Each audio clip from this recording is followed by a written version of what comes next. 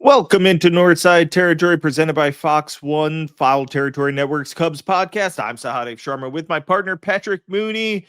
We are your Cubs beat writers over at The Athletic. And Patrick, we have another mailbag episode. It's been a little while. I'm not sure if we did one. I don't think we did one during the playoffs at all. And maybe towards the end of the season we had one, but it's been a little while.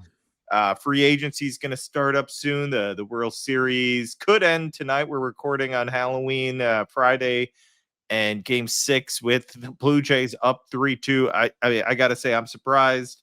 I shouldn't be surprised. Baseball is baseball, and you never know what's going to happen. But the Dodgers just look like a force. Didn't seem like it was going to be that competitive. So it's nice to see that kind of anything can happen. Just a good reminder that who knows what's going to happen in October. The Cubs could have made a run themselves if things right. The Blue Jays are a hot team right now, and it's fun to Yeah, I'll admit I didn't stay up for all of the 18-inning game. I went to bed pretty early, but otherwise been pretty glued to this playoff run, particularly watching the Blue Jays, and they've been just super entertaining to watch. And personally, I'm just rooting for a Game 7. I'd love to see that just one more night, an extra night of baseball. I think would be awesome. And we have to wait. We always like to do the, takeaways from the World Series winner or what's like the new blueprint. Theo always loved those story ideas. Obviously, he was very dismissive of them, but be really curious to see kind of who emerges from this. And obviously, great time to do a mailbag because very soon we'll be inundated with rumors and speculation. Exactly. Let's start off with regular mailbagger Tyler Dershel. With the trade deadline prices going up every year, is there going to be a change in the front office to spend more, be more aggressive in the offseason to offset this?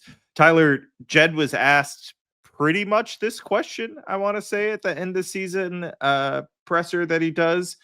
And he agreed. It was hard to get. I think in particular, he's talking about starting pitching. They had a deal. We know this for Jesus Luzardo last winter. That didn't get done due to him not passing the physical for the Cubs. But they tried to get another starting pitcher. I think it's pretty obvious that, we know they tried to get a starting pitcher at the deadline, at least one that was under control. Prices were exorbitant. We'll see what happens this year, but I think like we've written it that like this is their plan to build up pitching. I don't know how they'll upgrade position player wise. I think you have to add something. You can't just especially if Kyle Tucker walks, you can't just let him walk and then go all youth. Maybe they can. Maybe that's what they do. But pitching seems like absolutely must get this winter. Yeah, another good question from Tyler. And I do remember that moment in the Wrigley Field interview room where Jed was asked a version of this. And I think just to add to what you said there, Sahadev, was from the front office perspective. I go back to when Jed was at like Cactus League Media Day in Arizona and was saying like, there is no war chest for the trade deadline. That maybe there's a little bit laying around, or, they have some flexibility if they kind of make presentations to ownership. But, they went after Bregman last spring training with the best offer that ownership would authorize. And it wasn't like, oh, didn't get Bregman, so let's go spread those resources around. It's like, no, that was kind of a unique case. And, Tyler's followed this team a long time as well. And we all know that they're obsessed about pitching depth. And, I think there is a case to be made for being more aggressive in the offseason. As Jed likes to say, you're only getting a player for maybe a third of the season. Granted, you get them for the most important games of the year, assuming you make the playoffs. But, those costs as well, it's only like a third of the salary too, right? So you don't have to like you budget that much to hold back, particularly when you're the Cubs. And if you're in the playoff race, you're going to get around 3 million fans. So I think as we cover this offseason, this whole idea of how aggressive are they going to be is going to just be at the front and center of everything we're reporting on, just with the CBA coming up, with kind of an imbalanced farm system, with a team that won 92 games and has a pretty nice floor. Like what is the ceiling here? Yeah, here's the next question.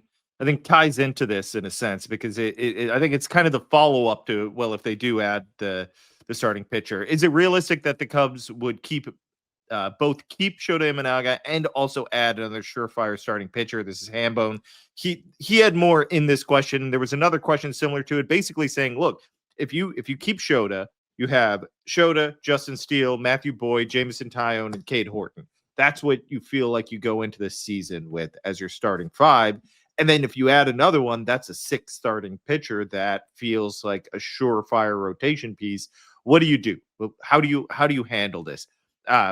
My initial reaction to this is, first of all, I think it makes it all the more important to be patient with Justin Steele. Could Justin Steele be ready to go on opening day? I think you've gotten the feel that, yes, I think we've heard rumblings that that's a possibility. It could happen. Does that mean it's guaranteed? Does that mean they should do that? I think there's like, let's just go to the most recent example of this in baseball, and at least one off the top of my head is Sandy Alcantara. There was no reason to rush him. They did, and it was really rough for a couple of months. If you have five guys that are no doubt starters, even if you don't, and it's Javier Assad, maybe it's worth just kind of waiting with Justin Steele. I'm sure he would disagree with this, and I understand that, but I just think it makes sense to take a breath, let him really build up, maybe rehab in the minors, stay in extended spring training, whatever they want to do, however they want to handle it. But there's no reason for him to start the season in April. That's one simple thing. The other obvious thing is, I don't care how many pitchers you add. There's like, we got to spring training and Javier Assad was hurt. Yeah. There were so many injuries this past season that, like, get as many starting pitchers as you can and figure it out. Yeah, and Tyone and Boyd are both likely free agents after the 2026 season. Cade Horton was terrific in the second half, but he does not have the most like voluminous track record in terms of workload. I think Cubs are good at finding those surefire starting pitchers in the offseason. If you're not going to spend big on Kyle Tucker, if you don't want to empty the farm system to trade for a controllable starting pitcher, like put the money in the rotation, kind of see what happens. My sort of guess right now is if Shota does come back, it might be on a 1-year qualifying offer, and in that case, you may want some insurance on the back end. And there are we've talked about this in the hot stove pitching targets. There are like interesting pitchers out there who aren't going to command like 7-year, $200 million deals, or at least we don't think. And this could be an area where they can get creative and improve the club. Yeah, absolutely.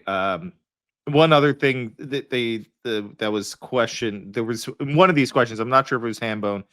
They wondered if Cade Horton could get optioned. Look, at some point in the season, or maybe to start the season, I don't think you can rule these things out. When a guy has an option, I don't care how good he is. Sometimes they make these decisions.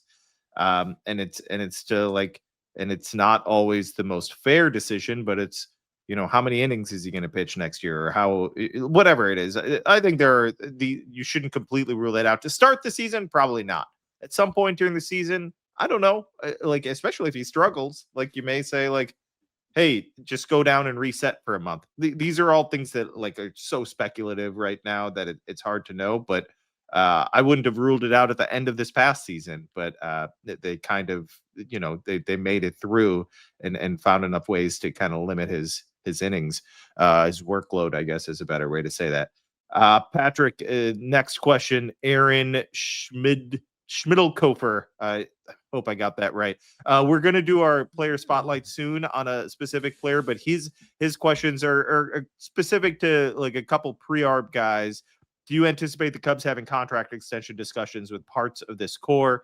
Do they attempt a pre-arb extension with any of PCA, Shaw, Horton, Casey, Ballesteros? I kind of edited that question because he had some longer stuff about PCA. Yes, they tried for PCA. I'm sure they'll revisit it. I wouldn't be surprised by any of these guys. A little surprised that this team really hasn't done that yet with the guys that have not proved it at all. Maybe Ballesteros has kind of proved it, but he has no defensive value, and that could like be a point of hesitation. Casey's like, this team just hasn't done it where they're just like so sure a guy's going to be a star. Let's extend him. I wouldn't be surprised if they try and do that with any of these guys. I think it's kind of it needs to be the thought process. Yeah. And it needs to be the thought process, right? We've talked so much about how this team isn't going to spend 260, 280 million. Well, if they're not going to do that, they need to start thinking in different ways and start doing different things. And I think they tried that with PCA. I don't think it was contentious or so far apart that both sides were like, you're ridiculous or anything like that. I think it was productive. So maybe they revisit that. And frankly, with the way his season ended, maybe there's some middle ground they can meet. I don't know. He's going to focus on that first half. They're going to focus on that second half. And that's how these things work, right? No doubt. Yeah. I mean, all it takes is one phone call, right? And that goes, as we've seen, into spring training all the way up to opening day, maybe a little bit past it. So I think everyone is sort of open-minded about these things, and that's just a matter of who kind of steps forward and who's willing to sort of make a compromise from either side. Patrick, we're going to focus on a specific player for our DraftKings spotlight here. So Nico Hoerner is entering the final year of his contract. He signed a contract extension. Was that before 22 or 23? It's hard to remember. I believe it was 23. Yeah, it was before 23. It added just 1 year to his deal, correct? So we could be, if not for that extension, would be talking about him as a pending free agent. You wrote about him, and look, I've always liked Nico Hoerner. I think this year something stood out beyond just him being like this really solid player. I think he fully emerged as a leader, as a clubhouse spokesman, a leader. I think he'd always kind of been like that, but it just kind of felt more impactful, maybe because they were good and they were winning so much. It felt more impactful. A year ago at this time, you and I were both discussing like, what are the chances they trade him? It doesn't make sense. And I was convincing myself that maybe it does make sense if you're improving in other ways. Now I can't imagine that. Now I can't imagine even contemplating that. It would be very unpopular, and maybe those are types of unpopular moves you're supposed to make. I think it'd be insane. I think it'd be a really bad decision to, like, you'd be taking out the heart and soul of a team and just a really, really strong all-around player. Yeah, I'm with you. I think being on a winning team really accentuated his strengths. I think playoff baseball really brought out a lot of the best attributes of Nico's game. He's always been an extremely insightful and thoughtful person. I was going back to your story from when he signed that contract extension, and Jed just talking about how, Jed really ran the gamut there of like, I hope this isn't the last contract extension we do with him. He said something like, I have 3 boys. I hope they grow up to be the type of person Nico Hoerner is. I'm paraphrasing here, but that's kind of the idea he was getting at. And then just his exit meeting after 2019. The dude gets off his parents' couch, is up for 19 games, 20 days, something like that. And Jed came away from it like, this guy was the most insightful person we had talking about this team, that he was absolutely on point and he had just gotten here. And basically the story I wrote in The Athletic for Friday morning was just kind of things I had been collecting. And we went into that playoffs thing like we may have to cover a game 7 of the World Series, so you better be prepared to write a lot of off day stories and things like that. And I went back to the day after the Cubs clinched. We're in Cincinnati, and a reporter asked Craig Counsell, using a basketball term, is Nico one of the biggest glue guys in baseball? And Counsell did sort of his I mean, depends on your definition. And in Craig Counsell's definition, Nico is way better than a glue guy, that he is a great player, period. And then I think sometimes because of the Stanford education and Nico's personality and certain elements of his game, you think glue guy, and he does certainly connect a lot of people in that clubhouse and bring a lot of intangibles. But you look at his Baseball Savant page, his StatCast ratings, there's a lot of red there of just someone who's in 95th, 96th, 97th, 98th, 99th percentile of a lot of different areas of the game. When you add all that together, it's an elite player. Yeah, I absolutely agree. Nico, don't bring up to Nico that he doesn't hit for power, and that's fine, because he disagrees. He thinks it. He thinks power is an incredibly important part of the game. But watching him and the way he plays, like, I wouldn't change a thing. Look, you need power on your team. Let other guys do it, and Nico Hoerner can be who Nico Hoerner is, and he's just incredibly valuable. You can't understate that. I do think Craig Counsell has kind of learned about Nico Hoerner. Maybe he didn't appreciate just how valuable he was until he started managing him and kind of saw, like, this guy's a little bit different than maybe he realized. It's easy. It's easy to kind of overlook a guy that doesn't hit double-digit homers or it's just not that flashy in any specific way, but he just does a lot of things really well, and it's and some of them elite, and that's incredibly important. All right, let's throw it to our DraftKings player pick. Thanks, Sahadev. For my Northside Territory producer pick, I'm taking the under 7.5 runs at -122. Yamamoto and Gausman threw a pitcher's duel in Game 2. I'm expecting them to do the same in Game 6. Don't know how it's going to end up, but I do know it's going to be under 7.5 runs tonight. It's a minus number, so I got to put 122 down to win 100 tonight. I do it under 7.5 runs on DraftKings at -122. Sahadev and Patrick, back to you. The 2025 baseball season is down to what matters most, lifting the trophy. With DraftKings Sportsbook, you're right there for every pitch, every moment. DraftKings Sportsbook delivers the intensity of the championship stage with player props, live in-game betting, and more. New customers, this one is for you. Bet just $5, and if your bet wins, you'll get paid out $300 in bonus bets instantly. This is what October baseball is all about. Download the DraftKings Sportsbook app and use code FOUL. That's code FOUL to turn $5 into $300 in bonus bets if your bet wins. In partnership with DraftKings, the crown is yours. Gambling problem? Call 1-800-GAMBLER. In New York, call 877-8-HOPE-NY or text HOPE-NY 467-369. In Connecticut, help is available for problem gambling. Call 888-789-7777 or visit ccpg.org. Please play responsibly. On behalf of Boot Hill Casino and Resort in Kansas, pass-through of per-wager tax may apply in Illinois. 21 and over. Age and eligibility varies by jurisdiction. Void in Ontario. Restrictions apply. Bet must win to receive bonus bets which expire in 7 days. Minimum odds required. For additional terms and responsible gaming resources, see dkng.co/audio. Limited time offer. Okay, welcome back to Northside Territory, presented by Fox One. Let's get back to your questions. We got another one from Wade Remling. I may have spelled this wrong. Remlinger is what I'm guessing, not Reminger. But Wade asks, I don't really see how you upgrade this offense without making a trade to open a spot. So my question is, how dependent are the Cubs on player development to improve offensively? I think this is a really good question, and we were talking about what kind of narratives may build from the World Series. And, you talk about the Dodgers, and it's always spend, spend, spend. That's a simple narrative if they win.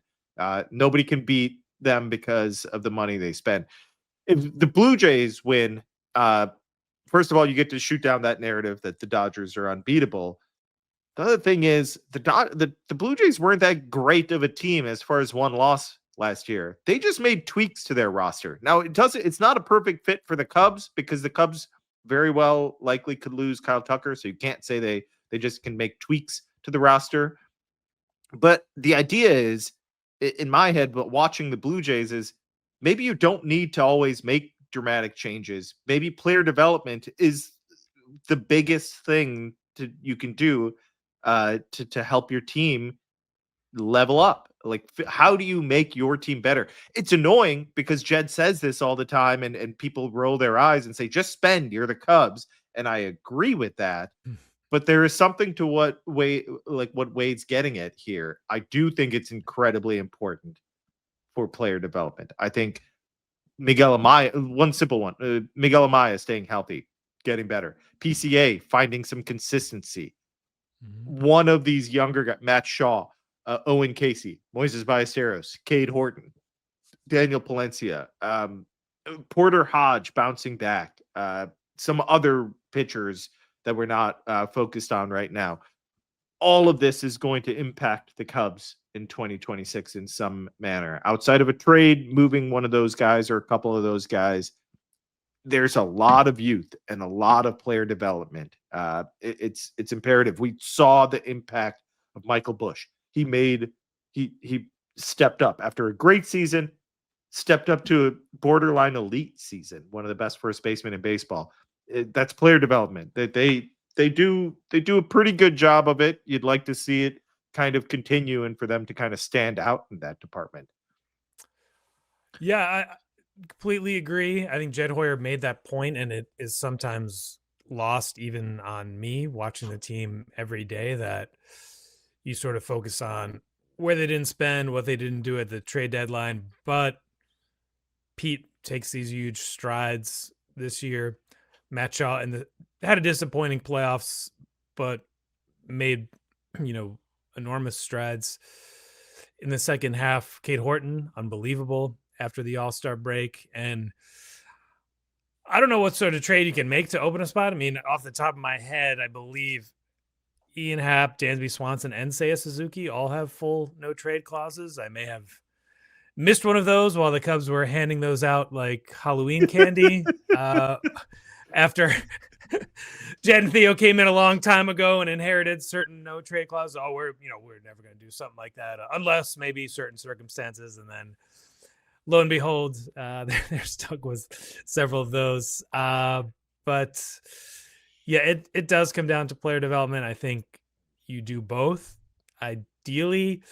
But again, this can be a real off-season theme here of, do the Cubs spend at the top of the free agent market?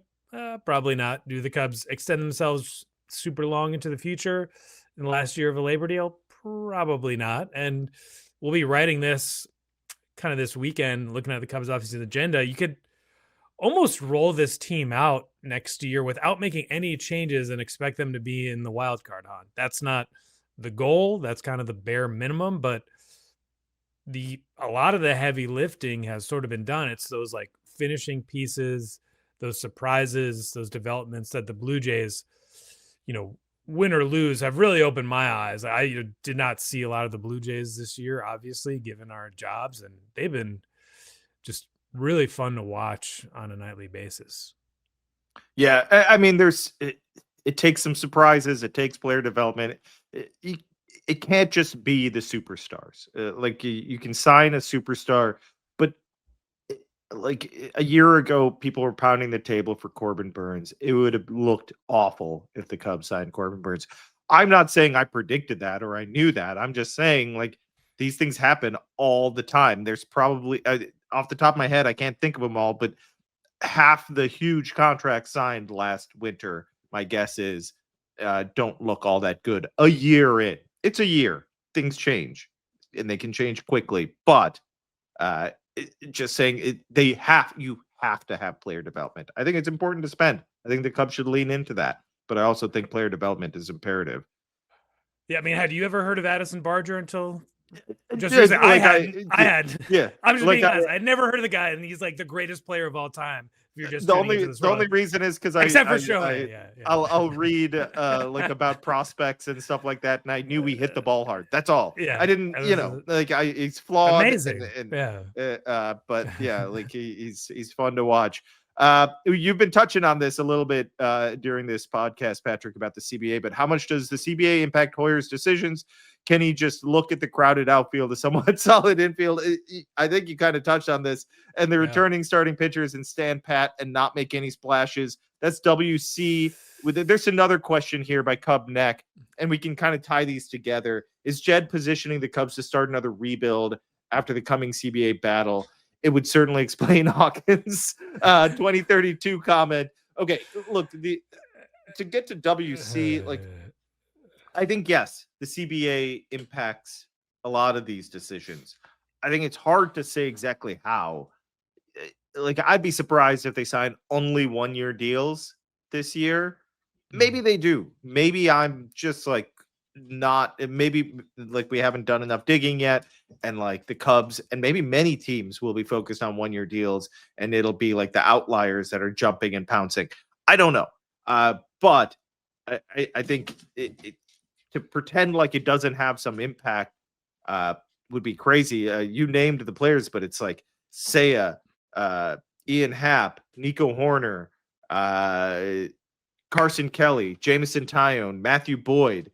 I think that's pretty much. I think I got them all right there. Those are the players with contracts that end after this season, and then there's a bunch of pre-arb guys, and then I think the only player under contract for sure is Dansby.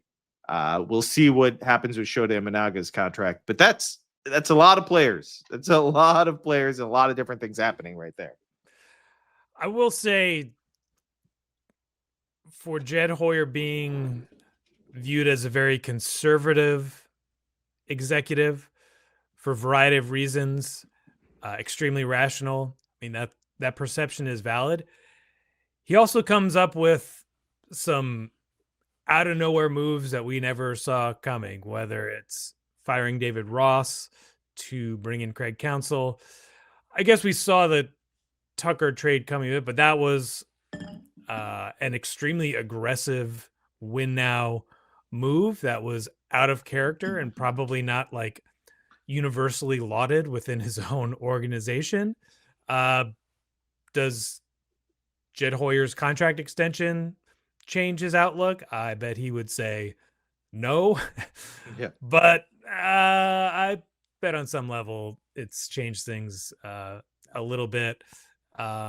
So I think their definition of splashes is different than our definition of splashes. Like, and that's Jed Hoyer, Carter Hawkins, Craig Counsell. Like, they're all pretty pragmatic, rational, analytical, and they don't work for an ownership group that gets caught up in a lot of that stuff. And the business side of their organization knows they can kind of roll out the baseballs and get about 3 million people into Wrigley Field no matter what. So I don't, we're recording Halloween morning. I don't want to like say this is going to be a boring offseason and nothing is going to happen.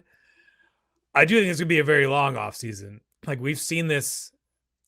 When was the last time you went to spring training and there wasn't like a free agent thing out there, right? I mean, it's every been single a while. time. It's been a while. I mean, Bellinger, Bregman, going all the way back to when they signed Darvish. Like, this stuff just drags out, and how the Cubs have positioned themselves, it's to be nimble, to be in the mix whenever these kind of players fall through the cracks, or when maybe the industry values players differently. Like, they are going to be in that, and maybe they do sign a couple multi-year guys just thinking like, hey, we need to backfill a little bit here. We need some sort of protections after 2026. So it's not like, what if the young players we talked about earlier, like, just don't pan out, and that then maybe you're spending some crazy prices because you have all of these holes you have to fill. and there's labor certainty, so more teams are maybe spending. Like, you're right. We have to dig more into this. We have to see how certain things develop, but there's probably a case to be made to invest a little more into the future so that you're not kind of boxed in on the other side of this. Yeah. So Cupneck is going to a really negative place, I think, here. I spelled Hawkins wrong. Yeah. So look, these are two separate things. I think the CBA, like, I don't think Jed, we focus so much on certain things that Jed says, and the fans aren't hearing that he hasn't decided, or he hasn't made it clear whether it's a good thing or a bad thing that he has all these. He points out the positives and the negatives of this. There's a ton. Your books are clean. You're very nimble. You're very flexible here after 2026, but you're losing a ton of talent. That's a lot of talent to replace. He understands how daunting that task is. He's the one that traded the World Series core in 2021. Did he think that was the right decision? Yes. Did he also see that it was an insane talent drain that he couldn't recoup in 1 year, in one offseason? He saw that. He doesn't want to go through that again. So this idea that, does he want to start another rebuild? The whole point of 2021 was to kind of reset and not do this again. They do not want to do that again. They don't want to be a 70-win team again or worse. That, like, it may happen once, like these 1 year blips, but if it's a multi-year thing where there's a complete talent drain, something has gone wrong. It is not part of their plan. Something screwed up. Now, you touched on it. Maybe the kids don't develop. That's a failure on their part. It is. If too many of these kids just aren't good enough, yeah, it would be a problem, and that would be on them. I also think, look, I've said this to Carter's face, so I have no problem saying it on the podcast. I think it was a dumb move to put a number on this, like, and say 2032. I think that was his mistake. How often do we hear Jed say we have one eye on the future and one eye on the present? We have to look. He's always saying that, but you don't say 2032. Like, you put this year out there that's so far in the future for, like, fans, and you put this number out there, and fans are going to go crazy. Of course, they're going to latch on to that, and they have every right to, and to be frustrated and use it and like bring it back and use it as like this cudgel to be like, look at these guys. What do they only care about, years from now? It wasn't a suggestion that there's multiple rebuilds in between there. It's just, it was he should not have put a number on it. He could have said 2028 or 2020, like, just, he shouldn't have said any year. It was the same mistake DePoto made when he said 54%. The goal is to win 50, average 50. What? You don't say that. Don't say the goal is to win average 54% of your games. Like, that's insane. Like, no average fan wants to hear that. The goal is to win 90 plus. Just say that and hope you understand behind the scenes that, like, hey, this is how it is. Equal, like, we have to keep an eye on the future, whatever. Just be more generic and don't put specific numbers on these things, and because it looks so bad. I'm going to disagree. I want them to be as specific as possible, as brutally honest as possible. Like, and that's what I appreciate of, between Jed and Carter, they might be more available on any given Wrigley homestand than like the lead executives of the Bulls, Bears, maybe even Blackhawks combined, like, all year. And so while that may irritate fans, at least you get true insight into what they're thinking and like how they're running it. And again, you can disagree with how they're running it, but I think that is a good way for Cubs to think of how hyper rational this front office is and how bottom line driven this ownership group is, and all of that taken together gives you a pretty good understanding of where they're coming from. And as long as they win, it doesn't matter. If they don't win, then yeah, it's kind of an unsentimental place to be. But yeah, I'm glad we kind of got this kicked off because it helps us sort of think about how we're going to be covering this offseason. Yeah. I mean, just to like kind of put an emphasis on it, like this whole like cliff, this idea of a cliff and so many players leaving, I think that kind of makes me think that you have to sign a couple guys that are going to be around beyond. Now, will we see them sign like $30+ million contracts for guys beyond 26 or something like that? I think that's probably where they hold back. But can they get like Jameson Tyone type deals where it's like 18, 20 million solid players, guys that you know are going to be good for the next few years? I think that makes sense. I think they need to figure out how to do that. It's going to be interesting because there's a lot of position players coming up, and that's where all the youth is. So, like, there's some interesting decisions here. How do you figure out if that youth is going to be here beyond 26? Can impact the team. You got to find playing time for them. So there's all these little decisions that they need to figure out, things they need to figure out, and how it's going to work out. All right. Thanks so much for listening, everyone. We will be back next week. We will have a World Series winner, and we'll officially be in the offseason next time we record. This is Northside Territory presented by Fox One. Make sure to rate, review, subscribe to the YouTube channel, and subscribe to The Athletic, where Patrick and I are on top of all things Cubs this offseason.